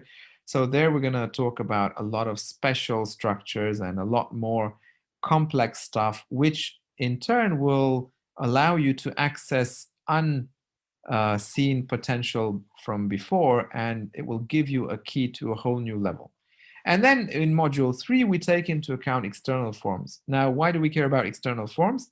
Because the energy that we use in feng shui is actually from the environment. So 70% of feng shui is done in the external environment. 70% of whatever comes to us is from that part. So 70% of the results we get from the external forms in module 3. Right, but what if you've already studied something in the feng shui realm and you just want to study things at a deeper level, right? So then pro tier could be for you. And here we study landforms and water formulas. So this is where we really get into the external part, because that's where the power resides. That's where things are really, really powerful, because as I said, the name feng shui is wind and water, and the wind is modeled by the landforms, and the water is having to do with the water formulas. So, lakes, rivers, and all that. And last but not least, in this one, we're also going to study the most potent, powerful, and lasting form of feng shui, actually the birthplace of feng shui, which is the in-house feng shui, or the feng shui of tunes. And this is something that is incredibly powerful. And I will add to that some of the things that I've discovered as well. And then mastery. This is the crown jewel, right? We will study Qi Dun Jia feng shui. There is such thing as a Qi feng shui. And then there's Shen Kong Dagua feng shui. This probably to most of you, or to many of you, is just Chinese gibberish, because it's all in Chinese. And if Qi Dun Jia or Shen Kong Dagua are, don't mean anything to you, just don't worry. They're just very advanced levels of feng shui in which we use either Qi or the 64 hexagrams, overlapping them with feng shui and getting another layer still that can really, really tell us about how else to do it. And then we're going to add to the mix date selection, because no feng shui consult is complete without date selection. And then in module 10, we really put it all together, and we take everything we've learned in the previous 9, and we add Bazi to the mix, and we harmonize the feng shui with Bazi with date selection. Basically, we take feng shui, which is space, and we merge it with date selection, which is time, and we merge it with Bazi, which is destiny. So space, time, and destiny. And we make something out of that that is absolutely incredibly powerful. That is feng shui mastery. But anyway, guys, let's start with the beginning, right? So I don't want to focus on anything else right now. I just want to talk to you about this first part. Yeah, you want to put your life in order, because you're here because of the relationships. So let's make sure that you have functional and fulfilling relationships first, right? So I want to teach you about how you can do that. So what will you learn in module 1? If you decide to take this tier 1 or module 1 with modules 1, 2, and 3, what will you learn in each module, right? So we're going to learn about fundamentals about these flying stars. We're going to learn about the 8 palaces. Maybe you've heard about, Jianming, or maybe Shengqi, relationship palace, whatever.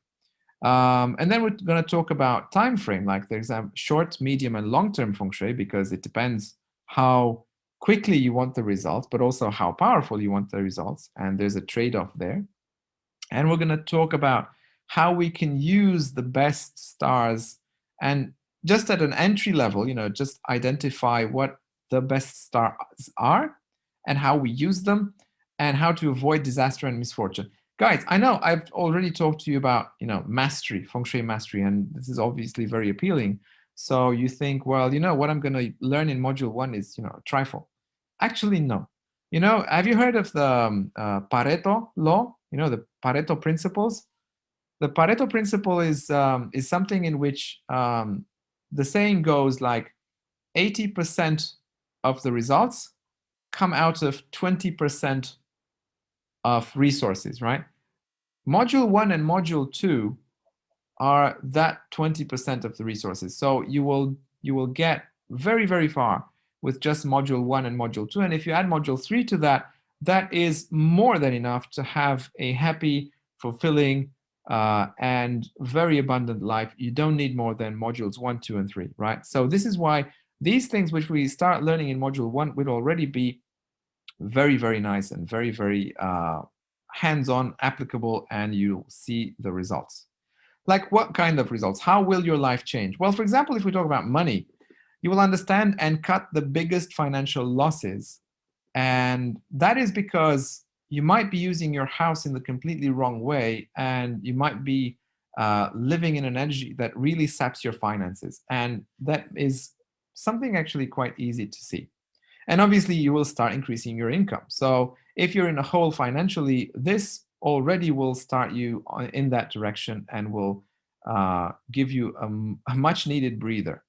If we're talking about career, right? What you want is respect. You want promotions. You want to be seen and seen in a good light, right? You want authority. So there are specific flying stars. For example, we talked about flying star 6, but not only that. And we can definitely talk about how to increase these chances to achieve whatever you want to achieve: promotion, better relationships, better relationship with your boss, a better image in the company, whatever, right? And already we will have the tools to start doing this. When it comes to relationships, because we've talked today about relationships, right?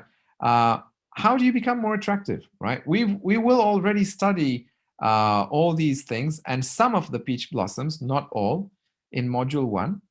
But we also, learn how to bring more passion and, have fewer arguments and generally have a more fulfilling and stable and nourishing relationship.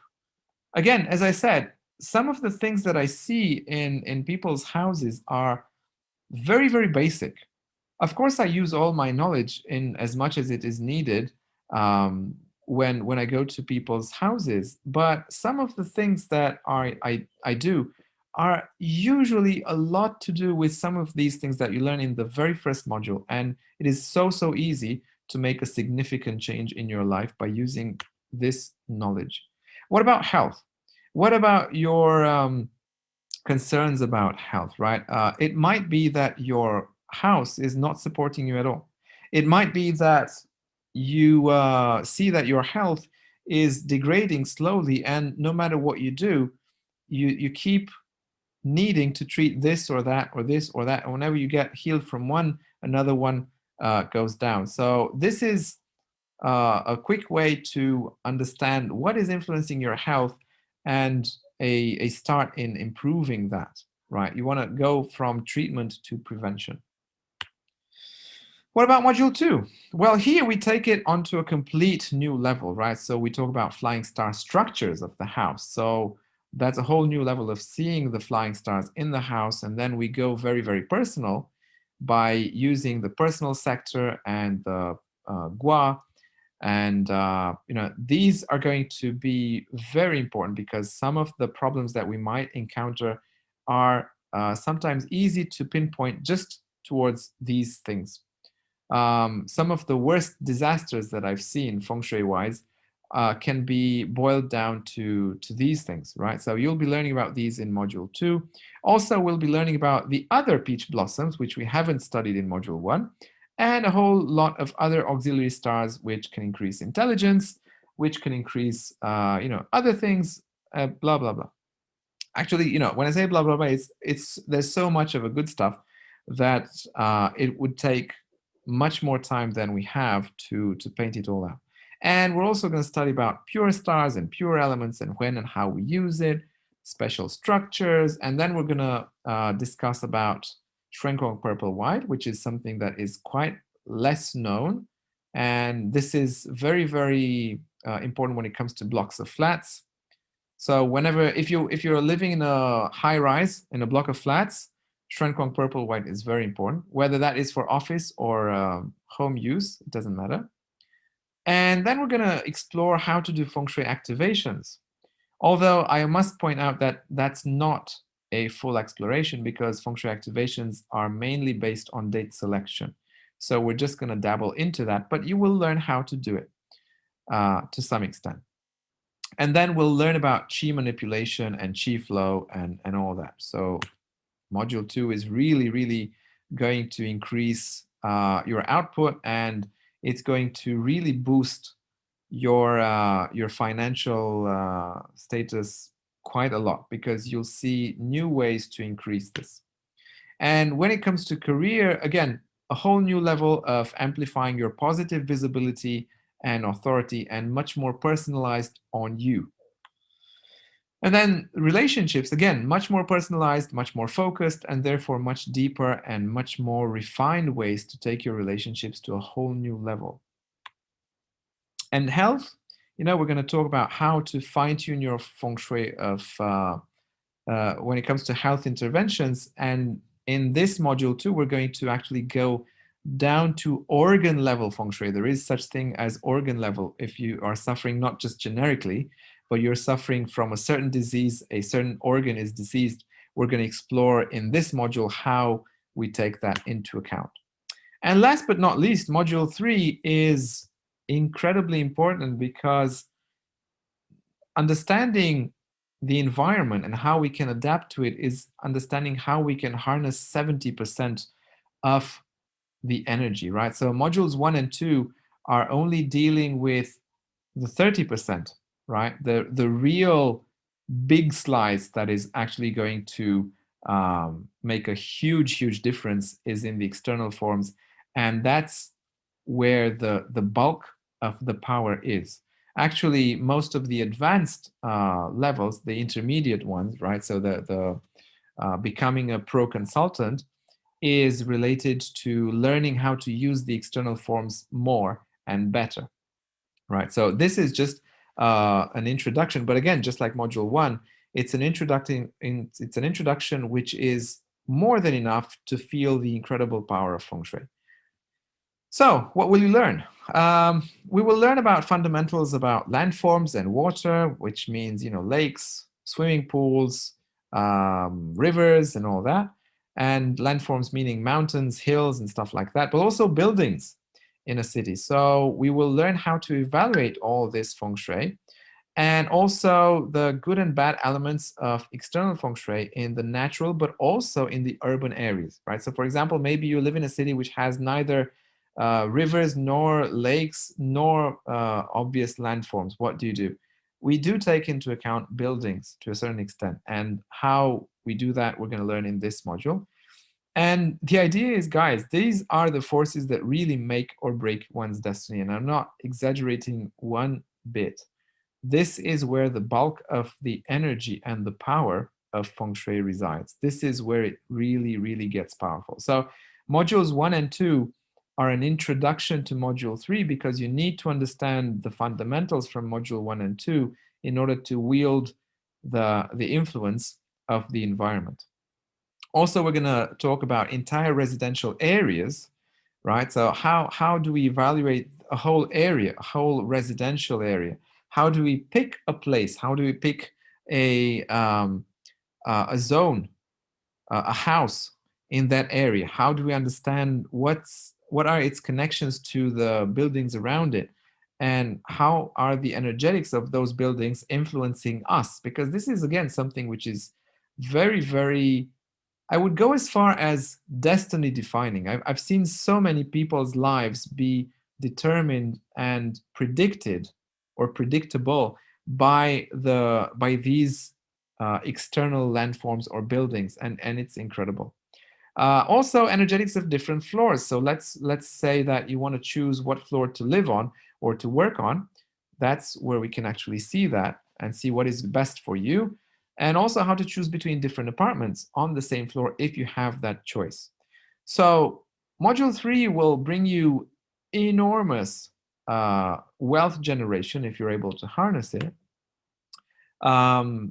When we talk about landforms and we talk about career, think of figures such as Donald Trump or other very, very, very public figures. They are public because they've been given that power. They wield that power from the feng shui. I don't know if you know that actually Donald Trump has had a feng shui consultant for more than 2 decades. And a lot of successful people owe their success to the influence of feng shui, whether they know it or not. Again, the environment is very, very important in establishing naturally conducive to success relationships, and obviously health. Whatever you do inside the apartment is not going to be compared with what you can do outside the apartment, or actually what area to choose when it comes to health generating or health. You want to avoid disease. So when are these going to happen, guys? Module 1 is going to start on the 17th of May. And I've let about a month time between the modules because we need to have time to digest them. You need to have time to digest them. And also we're going to have a lot of stuff to do in between. So for example, what is the module consisting of? We will have video lessons, which means I will have myself filmed and teaching you via video and infographics.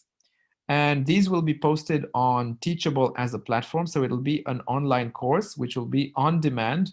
That means that you will be able to watch those lessons as many times as you like. And the course is yours to watch without any limit, right? So once you've purchased it, it's yours to watch now or a year from now or 5 years from now or whenever you want. And obviously, because it's video on demand, you can watch it as many times as you want. So if something is unclear, you can come back. But then again, I will also include some practical walkthroughs, which means that we're talking about how you actually put it in practice.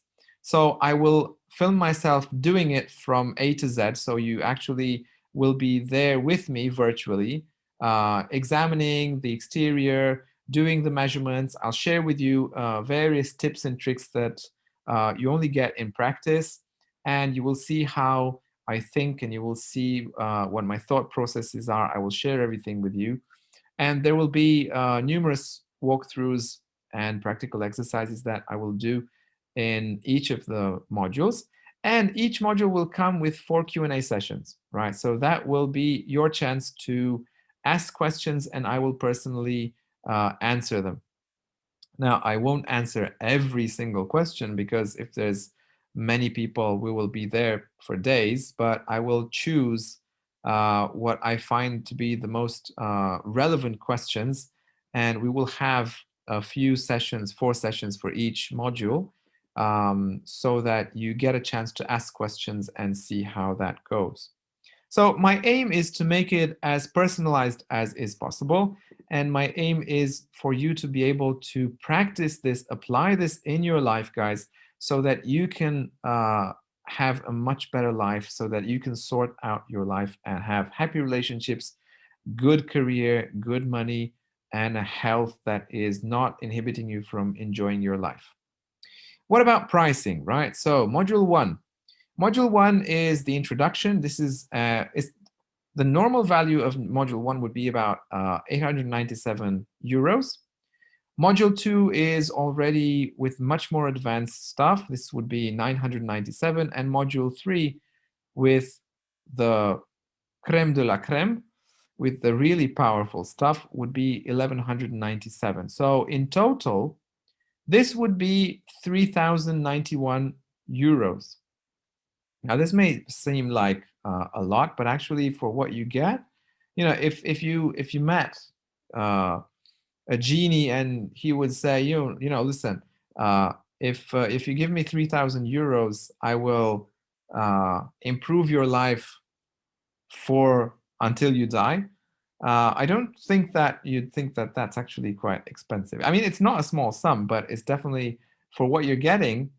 If you can actually get all the benefits that I've described, it's nothing, right? But I realize, yes, Octavian, it's pandemic year and blah blah blah blah blah. Okay, right. So I'm going to give you an incredible discount, right? I'm going to give you a package deal.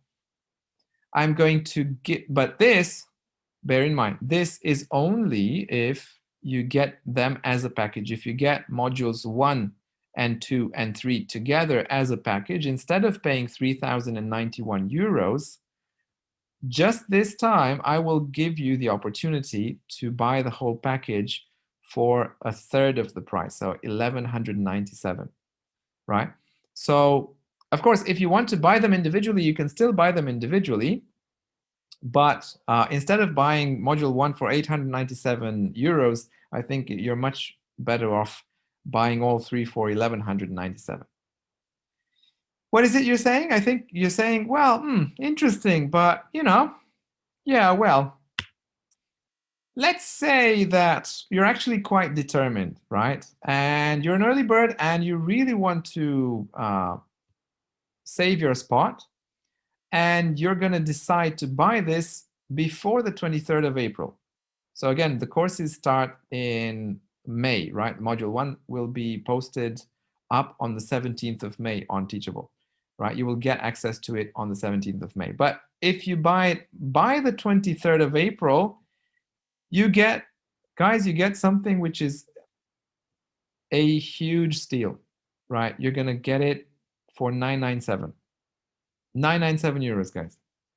This is the equivalent of module 2, and you're getting modules 1, 2, and 3 for that price. But this is only if you get it until the 23rd of April. After that, it's back to 1197. And maybe some of you are thinking, okay, still interesting. Yeah, but I don't know if I'm going to get all that, right? I don't know if I'm going to get all the value that you're saying. Maybe I don't like the way you teach. Maybe you teach, but I don't understand what you're teaching. Or maybe I don't actually get any kind of results because, for whatever reasons, well, you will have, after the start of module 1, you will have 30-day money back guarantee. So you can actually have 30 days, watch module 1, apply module 1, have 2-3 weeks to have the effects. And if you don't see the effects, or if you're, for whatever reason, you're not getting the value that you think you should be getting, I will give you your money back. No questions asked. There is no risk for you. Now, how does that sound? But maybe you're really eager to bring fresh energy into your life, right? Maybe you're really enthusiastic and, you're vibrating and you're really, really into this and you want to, you're like, okay, take my money. For those of you guys who are really eager to do that, I've done something which my team has not agreed to. And actually, we've had an argument over this. I wanted to give you this. They said, no, 997 is already a huge discount. And I said, okay, let's give them one, which is just for those who are really eager to do this, right? So if you enroll in the next 48 hours, you will get all 3 for just 797. That's less than module 1. So that's less than module 1, right? And you will get module 1, module 2, and module 3. And that is huge. This is just for those of you, this is going to expire the day after tomorrow. So unless you're really convinced to do that, this is going to expire, right? So how do you do it? How do you say, okay, I want to pay. How do I pay? How do I proceed with that? Easy. Right now, one platform, PayPal, right? Yeah, paypal.com. Everyone knows that. You use this link, very simple, very easy, right? paypal.me/Octavian and that will take you to my official PayPal site, and you can send me the money. I'll send you a receipt or an invoice, and that way you will have your place reserved, and you obviously will receive a confirmation email confirming that you have locked in your seat for the wonderful ride that is awaiting you to change your life. Now you think, well, even so, 797, it's not such a small amount of money.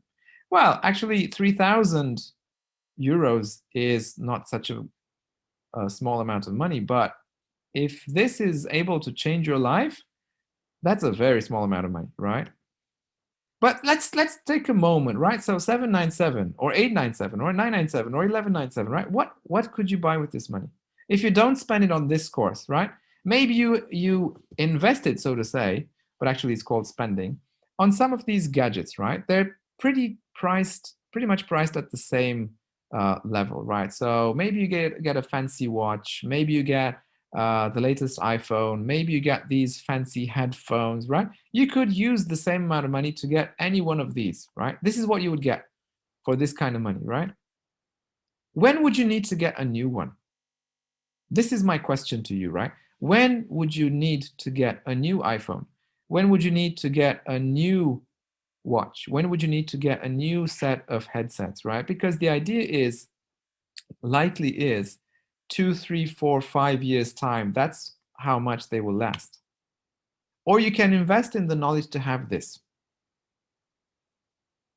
You can invest in the knowledge to have this, plus all the benefits, financial and health and all that. But just this, right? Because we're focusing today just on relationships, right?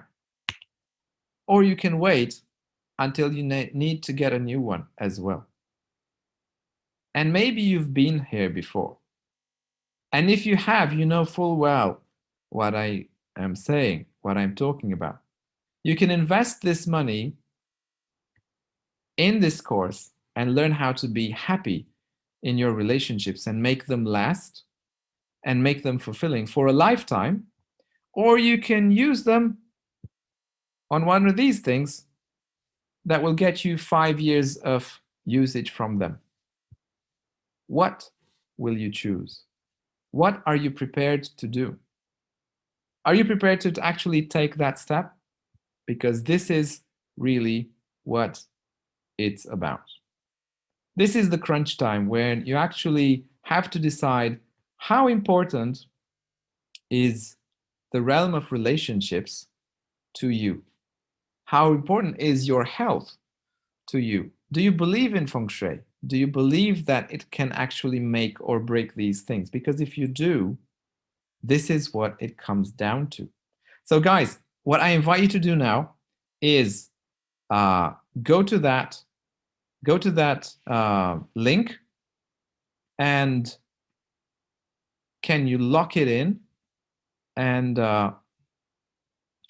now, if you have any questions, I'll see it in the chat.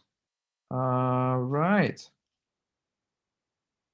Let's say if you have any. Can you message with the link? Right. Okay, guys. So how was it? How did you find the presentation? Did you find it informative? Did you find it interesting? Did you find it how? Andrea says she found it wonderful. What was the main takeaway for you guys? I'm really interested in what you found useful, because I'm in this bubble. I've been in the world of metaphysics my whole life, and I am taking a lot of stuff for granted, and I'm not aware of what people know and don't know. So I have no idea what you found most useful. But I would be very Interested to know how life transformation is possible with the help of metaphysics. Vinod. Yeah, yeah, living it. Yeah, yeah. Andrew says, attended your class in health last year and is tremendous value. So years for years to come. Well, Andrea and guys, now I'm not going to talk about this too much here, but needless to say that my personal crown jewel is the health program. And what I did with Joey was an eye opener for me, in that it really opened up my eyes, my mind, as into how much thirst there is for this knowledge. So I will be doing a much more ample health program this year, not with Joey, by myself. So I'm going to do the basic and the advanced health course. It's not going to be revolutionizing health, and it's going to have a different structure from the one that I had last time. But I really want to do it in such a way that in the advanced module you really can actually do stuff. Meaning you will have acupressure to do on acupuncture points. You will be able to really do it. Anyway, I'm getting carried away. Guys, right now I'm talking about feng shui. And the idea is I use feng shui every day. Actually, right now, I have moved. I'm talking to you from my uh, northeast sector of the house, because this is the yearly flying star 9, and it's also my personal sector. And this is just how much I use feng shui. It's for me, it's a daily usage, and I'm so not a day goes by without me seeing just how powerful this is, right? So, guys, you don't want to waste this opportunity. If you want to take your life to the next level, this is the link. And Alina says, I can barely wait for it to start. May is too far away. I mean, right. Yes, I'm very excited too. I'm very, very excited too, because I've done a version of this before, not as professional as this one, but the reception of it from the students was absolutely incredible. They loved it. They really, really loved it. And they're actually waiting for the sequels, so the more advanced modules. So yeah, guys, okay. So this is it. Bear in mind that this 797 offer ends in 48 hours from now. So if you want to enroll, I suggest you do it earlier rather than later. And I'll see you around. Right. Okay, guys.